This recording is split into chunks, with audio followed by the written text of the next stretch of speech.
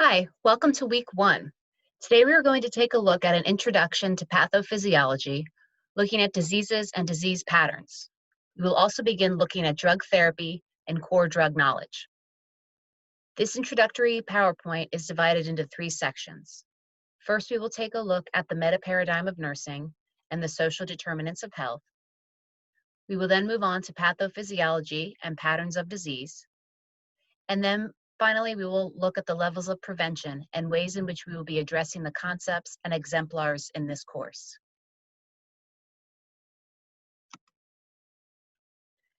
First, let's just take a look at the meta-paradigm of nursing. It is the idea that we as nurses must attend to all aspects of a patient's well-being to provide the best possible patient care. Essentially, it is taking a holistic approach. The 4 meta-paradigms of nursing include person, environment, health, and nursing.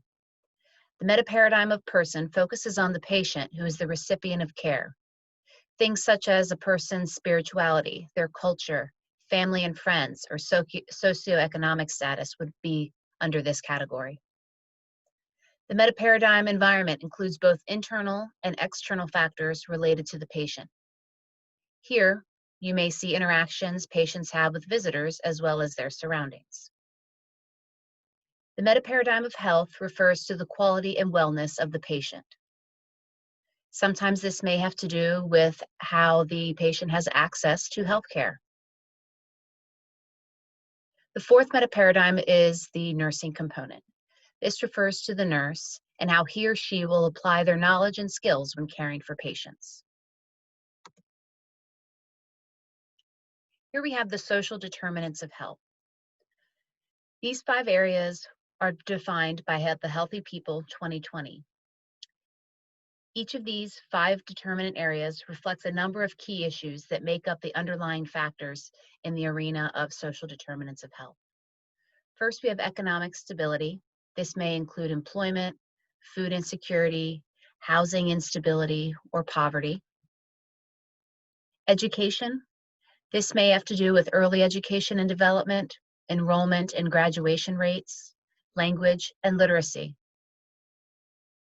When looking at social and community contexts, this has to do with civic participation and social cohesion.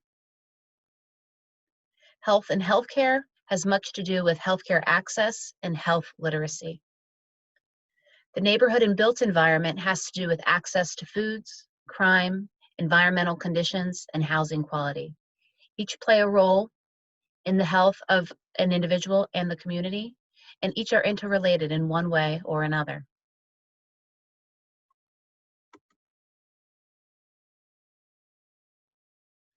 So here we're going to take a look at Jason.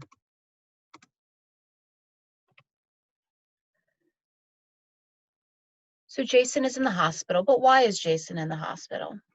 Why did he get that infection? Why did he get that cut on his leg?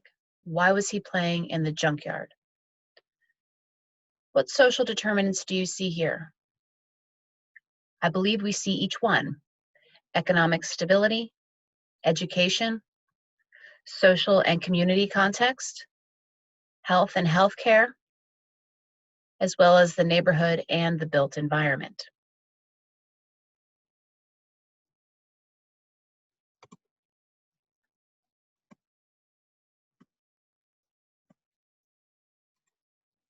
Here, this takes it a little bit further, looking at why Jason lives in such a neighborhood. Why does he play in the junkyard? Why is his father unemployed? We could employ these whys over and over and over again to get to these underlying issues that are going to play a role in influencing an individual's health.